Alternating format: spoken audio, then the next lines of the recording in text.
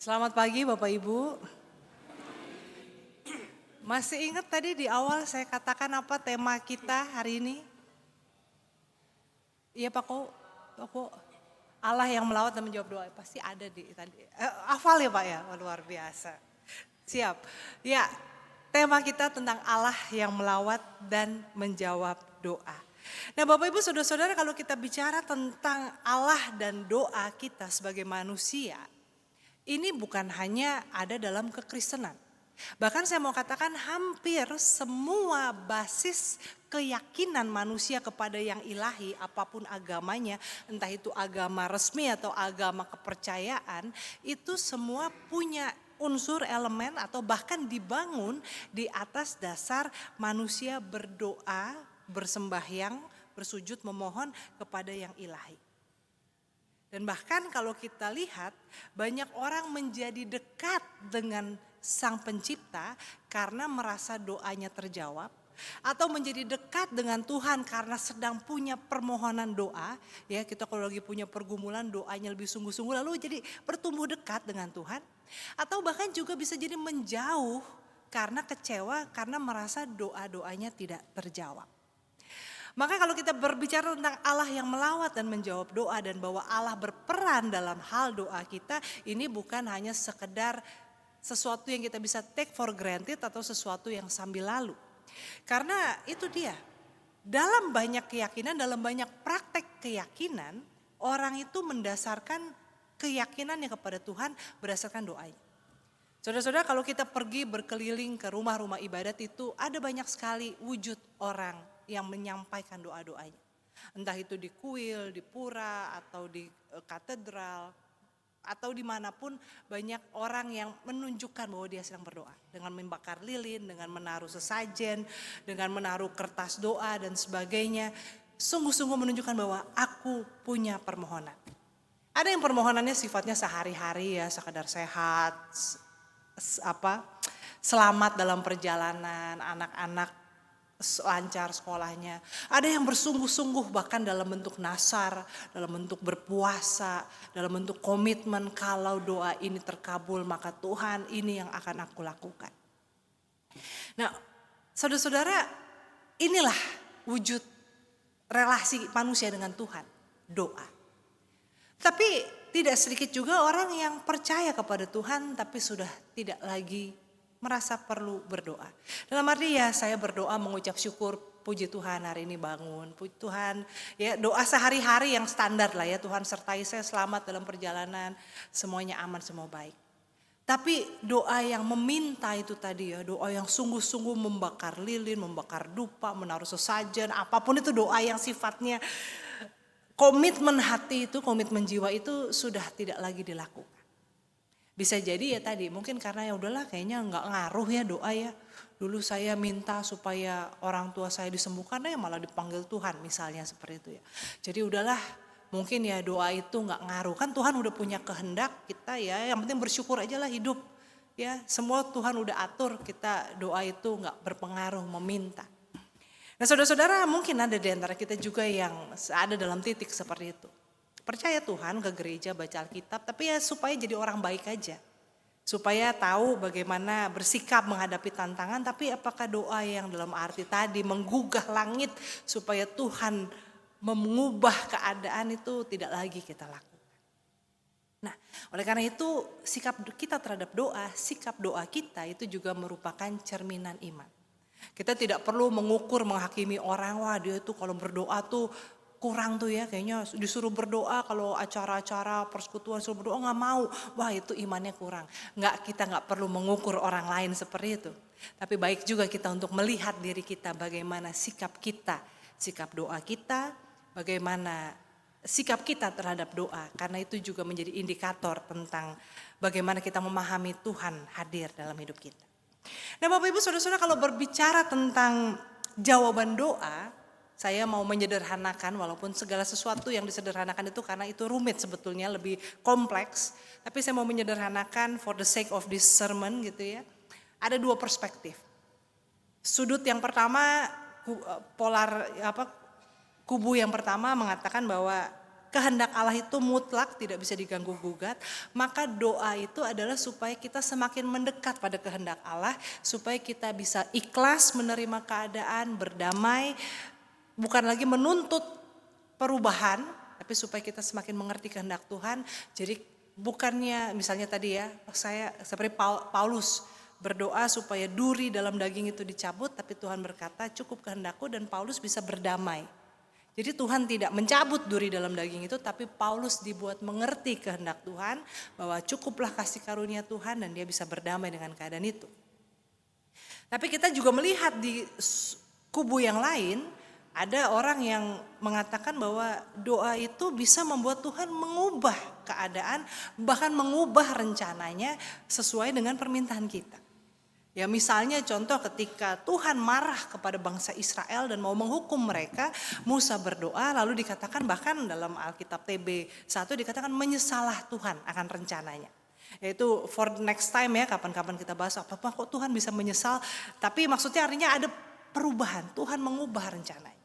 Atau bahkan dekat dari pembacaan Alkitab kita Kejadian 18 hari ini, bahwa kemudian kita tahu bahwa Abraham pernah tawar-menawar dengan Tuhan untuk nasib warga Sodom dan Gomora. Ya kalau 50 orang ditemukan ada yang takut akan Tuhan, Tuhan batalkan rencana untuk membinasakan mereka. Artinya di kubu yang sebelah sini Tuhan itu mendengar dan berkenan mengubah rencananya sesuai dengan permohonan doa kita. Mana yang benar saudara-saudara? Dua-duanya ya, dua-duanya benar. Ada dalam keadaan tertentu bahwa ketika kita berdoa memang Tuhan mengatakan tidak cukup kasih karuniaku, memang begini rencanaku, tapi marilah kamu mengerti rencanaku, mengerti kehendakku, sehingga apa yang kamu minta itu tidak lagi menjadi sesuatu yang perlu.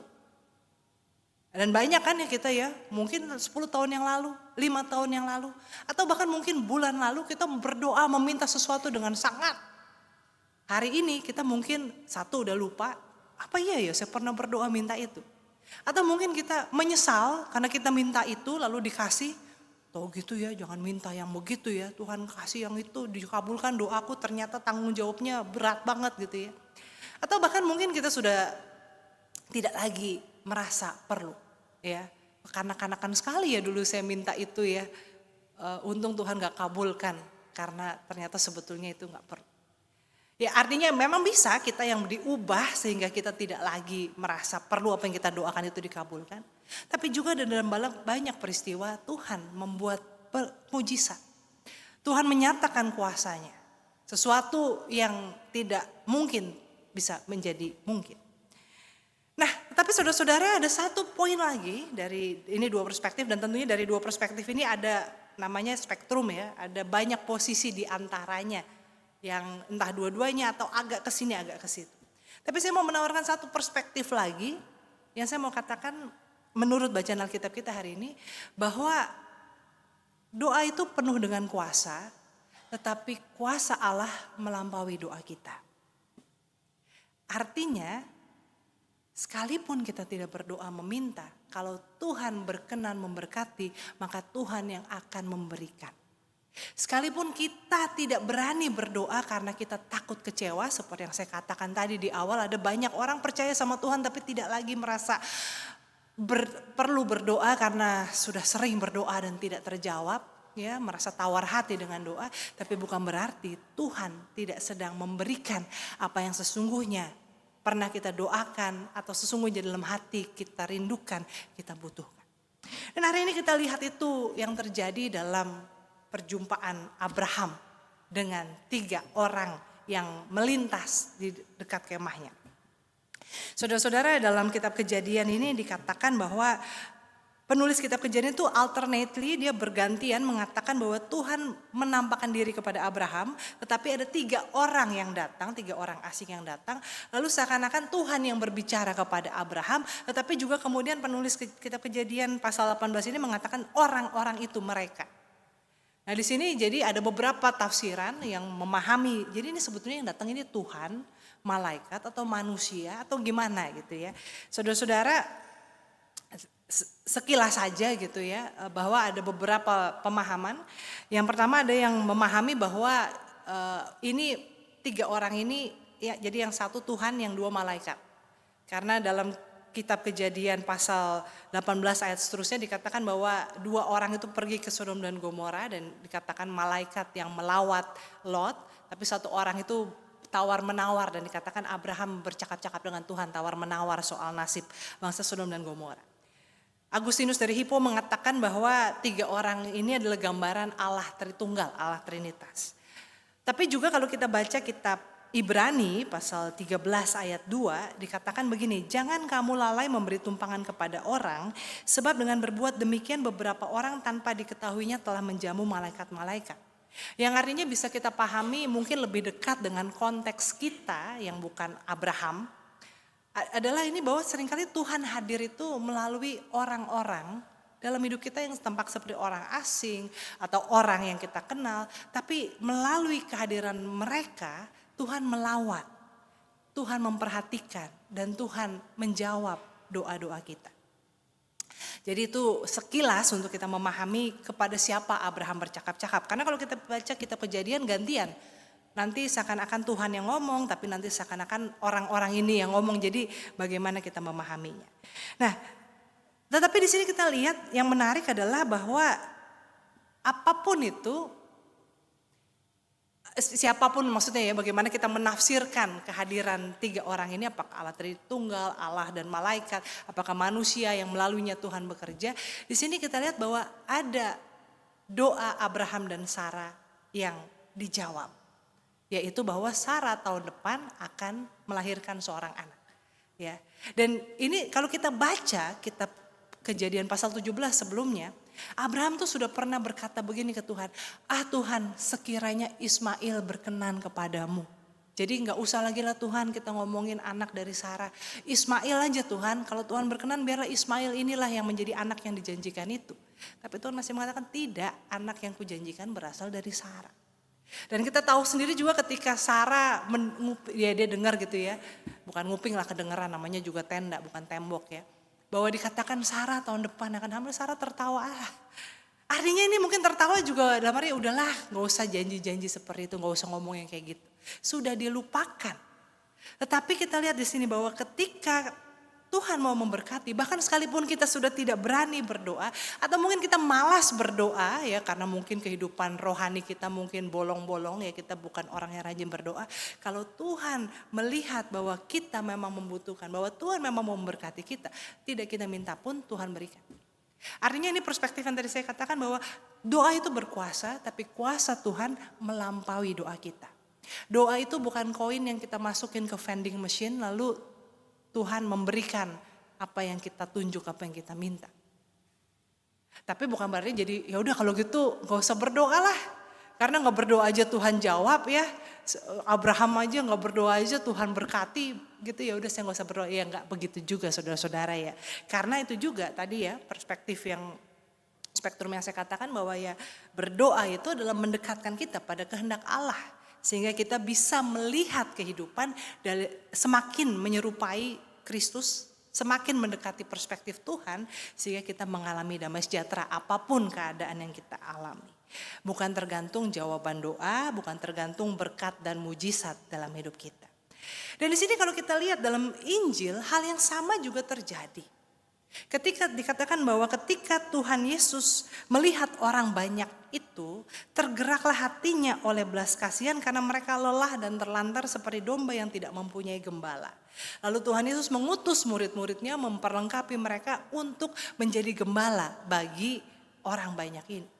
Apakah orang-orang banyak itu menyadari kalau mereka lelah dan terlantar? Tidak. Apakah mereka meminta supaya mereka diperhatikan? Tidak juga. Tetapi Tuhan melihat bahwa mereka ini punya kebutuhan. Ada yang sakit, ada yang menderita sakit kusta, sakit kulit dikatakan gitu ya. Ada juga yang mungkin hidupnya dirasuk setan, dikuasai oleh roh-roh jahat, hidup dalam kegelapan, dalam hati yang penuh dengan iri dengki, persaingan antar tetangga dan sebagainya. Dan kepada mereka Tuhan Yesus mengutus agar murid-murid memberitakan kerajaan Allah, menyampaikan jalan kebenaran. Mereka tidak meminta orang-orang banyak ini, tapi hati Tuhan tergerak oleh belas kasihan. Maka baik kita memposisikan diri sebagai Abraham atau sebagai orang banyak yang tidak mengenal Tuhan ya. Abraham kan orang yang dekat dengan Tuhan. Mungkin kita berpikir ya wajar. Kalau Abraham gak perlu berdoa aja Tuhan memberkati. Orangnya dekat sama Tuhan, orang baik. Tapi orang-orang banyak ini yang tidak mengenal Tuhan, yang kita juga tahu pada akhirnya juga mereka juga bukan menjadi pengikut Tuhan. Bahkan kepada orang-orang banyak ini Tuhan pun berbelas kasihan. Tuhan mengirim murid-muridnya untuk melawat mereka dan menjawab apa yang menjadi pergumulan-pergumulan mereka. Maka saudara-saudara di sini sebuah jaminan bagi kita. Karena saat ini dunia ini mengajarkan orang kalau meminta kepada Tuhan, kalau berdoa itu mesti jelas. Ya kalau minta tuh mesti jelas, mesti detail. Kalau perlu dibikin listnya, mintanya seperti apa. Kalau perlu cari gambarnya ya, cari gambarnya ditempel di tembok supaya ingat gitu ya. Jadi kalau minta tuh jangan salah. Kalau salah satu aja ntar Tuhan kabulkan, nyesel loh gitu ya. Kalau ternyata gak lengkap. Padahal apakah kita benar-benar tahu apa yang kita butuhkan? Apa kita benar-benar tahu apa yang terbaik bagi kita? Saudara betul, mintalah maka akan diberikan. Carilah maka engkau akan mendapatkan, ketuklah pintu akan dibukakan. Tetapi kita tidak perlu dalam kecemasan, dalam kekhawatiran kalau salah order ya. Salah pesennya tuh ntar ada yang kurang dikit ya. Ya kalau kita pesan makanan kan waduh kepedesan atau kurang cabai gitu ya. Gak usah khawatir. Karena ini tadi ya. Bahkan ketika Abraham dan Sarah sudah tidak lagi mengharapkan janji Tuhan. Tuhan yang melawat, Tuhan yang memberkati. Ketika orang-orang itu tidak mengenal kebenaran, Tuhan mengutus murid-muridnya. Tuhan kita, kalau kita bicara tentang relasi kita dalam kekristenan, ini bukan lagi agama-agama keyakinan pada umumnya, tapi dalam kekristenan, salah satu pilar pengajaran utama kita adalah bahwa Allah yang kita kenal adalah Allah yang berinisiatif menawarkan keselamatan. Bukan karena kita sadar bertobat mencari Tuhan lalu Tuhan menyambut kita. Tapi Allah yang sekalipun kita tidak sadar, belum sadar, masih hidup dalam dosa. Mencari, mengorbankan dirinya untuk menyelamatkan kita. Maka apalagi dalam relasi doa. Ketika kita sudah percaya kepada Tuhan, ketika kita sudah berusaha hidup sungguh-sungguh di dalam jalan Tuhan. Maka doa itu bukan lagi soal tadi masukin koin ke vending machine dan memastikan yang dipencet benar. Ya kadang-kadang gitu juga ya, masuk ke vending machine yang dipencet salah, yang keluar kok lain gitu ya. Kadang-kadang juga keluarnya nyangkut lagi kan. Udah bayar tapi nyangkut gitu kan. Doa bukan seperti itu. Karena Tuhan adalah Tuhan yang melawat. Namun saudara-saudara saya juga mau mengajak kita untuk melihat sikap Abraham sebagai orang beriman, sebagai manusia. Abraham juga bukan menjadi orang yang hanya baik kalau ada maunya. Berdoa kalau ada maunya. Bahkan sekalipun dia tidak lagi berharap, dia masih berserah kepada Tuhan. Dia masih sungguh-sungguh tunduk taat kepada Tuhan. Ketika 3 orang asing itu datang, makanya tadi saya dikatakan di awal 3 orang asing ini siapa? Ya di mata Abraham mereka ini 3 orang manusia. Ya kalau di depan kita datang 3 orang gagah perkasa dengan sayap malaikat, ya kita pun walaupun kita pelit, walaupun kita penuh kekhawatiran, pasti kita buka pintu rumah kita ya kalau benar-benar sayapnya bukan kostum. Tapi ini orang biasa. Dan kita lihat bahwa Abraham itu dikatakan apa? Dia berlari menyambut mereka, menawarkan supaya mereka masuk tinggal di tempat dia, dan dia katakan potong anak sapi ya, jadi daging sapi yang lembut ya, buat adonan yang baru, bukan makanan sisa yang udah ada, sajikan, jamu tamu-tamu ini. Dan di sini kita lihat bahwa ini adalah sikap orang beriman itu dalam relasi kita dengan Tuhan, adalah sikap hati yang terbuka, murah hati dan juga tulus.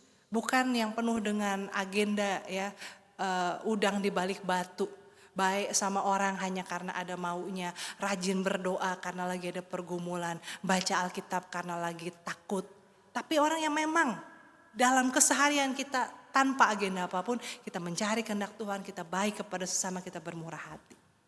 Saudara-saudara, ada banyak orang yang sering kali sebetulnya Tuhan mau memberkati, tetapi karena hatinya dikeraskan, hatinya tertutup, penuh dengan kecurigaan kepada manusia, menyimpan kepahitan, bahkan juga mungkin serakah terhadap berkat materi, sehingga mau ditolong aja tuh susah.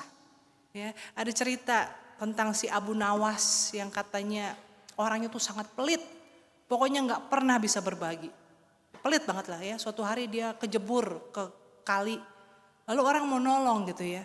Abu Nawas, give me your hand, nggak mau dia. Berikan tanganmu, nggak mau dia. Sampai akhirnya ada temennya yang mengenal dia, Abu Nawas, take my hand, baru dipegang tangannya gitu ya. Saking pelitnya dia ya, saking hatinya itu penuh dengan kedengkian. Jadi ketika orang mau nolong, tapi bilang berikan tanganmu, dia nggak mau. Sampai orang bilang ambil tanganku, baru dia mau ambil. Ya mungkin kita nggak sekonyol Abu Nawas, tapi bisa jadi kita seperti itu. Kita berdoa sungguh-sungguh, Tuhan berikan saya pekerjaan, berkati usaha saya. Tapi kita kerja itu tuh cuma untuk memperkaya diri. Kita nggak berpikir bahwa kita bekerja itu untuk menjadi berkat, menawarkan solusi. Maka apa aja kita kerjain. Pokoknya yang penting cuan, yang penting saya diterima. Sikut sana, sikut sini, korupsi, kita mengubah kualitas dari yang kita janjikan dengan yang kita deliver, kita nggak peduli, yang penting cuan. Ini kan sikap bukan orang yang sungguh-sungguh takut akan Tuhan. Ya. Lalu kita berkata, Tuhan kenapa klienku tidak lanjut sama aku? Kenapa engkau seperti mempermainkan, dikasih kerjaan sebentar dipecat? Kita nggak melihat bahwa sebetulnya sikap kita adalah orang yang egois. Orang yang hanya mencari keuntungan untuk diri sendiri. Kita lihat bagaimana Abraham itu menjadi orang yang diberkati dalam segala hal karena hatinya tuh tulus. Kita ingat juga bagaimana Abraham dan Lot ketika mereka harus memilih, Abraham mengizinkan Lot, keponakannya yang lebih muda, untuk memilih duluan. Tapi banyak di antara kita yang pokoknya aku harus duluan. Ya, egois, egosentris. Aku, keluargaku, keturunanku, yang lain mah bodo amat. Nah, saudara-saudara, di sini kita belajar bahwa Tuhan memberkati, Tuhan mau memberkati semua orang. Tuhan memberkati tuh, bahkan tadi saya katakan ya, orang-orang yang gak kenal Tuhan itu Tuhan berbelas kasihan pada mereka. Tuhan yang nyamperin, kita dulu juga gak kenal Tuhan, Tuhan yang memanggil kita. Tetapi seringkali kita yang menutup jalan berkat Tuhan. Kita yang membuat doa kita tidak bisa terjawab karena kita mengeraskan hati. Dan mungkin juga ada orang-orang yang mendoakan kita, saudara-saudara. Tapi kita jahat sama orang-orang itu. Ya, mungkin orang tua kita mendoakan kita tapi kita sebel sama orang tua kita. Ya mungkin sebetulnya sahabat kita mendoakan kita tapi kita iri dengan sahabat kita kalau dia diberkati. Sehingga sebetulnya kita yang membuat hidup kita susah sendiri. Saudara-saudara, kan katanya doa itu kan jawabannya ada iya, ada tidak, ada nanti ya, nanti tunggu. Tapi ada satu jawaban yang jawabannya selalu pasti iya dan segera. Yaitu apa?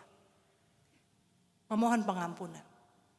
Memohon pengampunan Tuhan ketika kita bertobat, memohon pengampunan Tuhan atas kesalahan kita, dan memohon pengampunan juga untuk sesama kita. Tuhan, mampukan saya mengampuni orang yang bersalah kepada saya. Tuhan gak akan bilang ya udah bulan depan ya. Ketika kita berdoa seperti itu, saat itu juga hati kita akan diubahkan. Coba aja saudara-saudara kalau gak percaya. Nah tapi seringkali kita yang mengeraskan hati. Padahal jawaban doa kita itu tersembunyi di balik pengampunan-pengampunan yang kita perlukan. Pendamaian-pendamaian yang kita perlukan.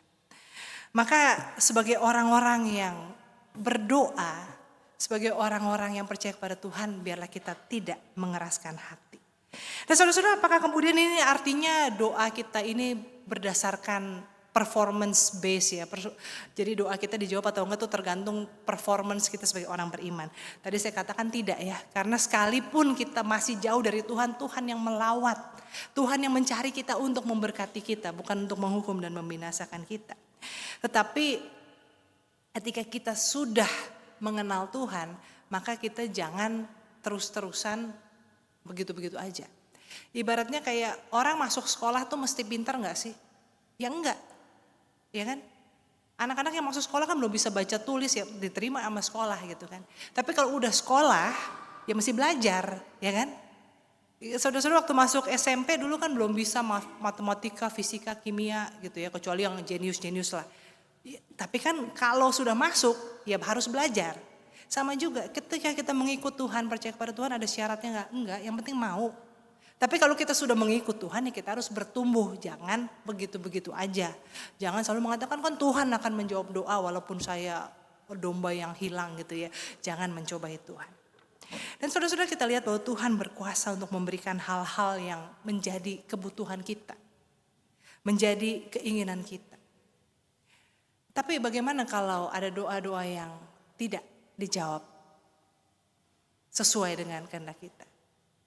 Saudara-saudara, maka Roma pasal 5 sudah mengingatkan pada kita bahwa dalam kesengsaraan, dalam pencobaan-pencobaan, dalam kesusahan yang kita hadapi, di situ kita belajar untuk menjadi tabah. Dan tabah itu membentuk tahan uji atau karakter kita. Dan orang yang punya karakter yang baik itu berhak untuk pengharapan yang tidak mengecewakan. Saudara-saudara, pada akhirnya dalam hidup kita itu bukan soal berapa banyak berkat materi yang kita miliki. Karena lihatlah, orang kalau yang kita lihat ya, orang yang sudah di akhir hidupnya, hartanya mungkin banyak. Hidupnya kayaknya enak, tapi karakternya sulit.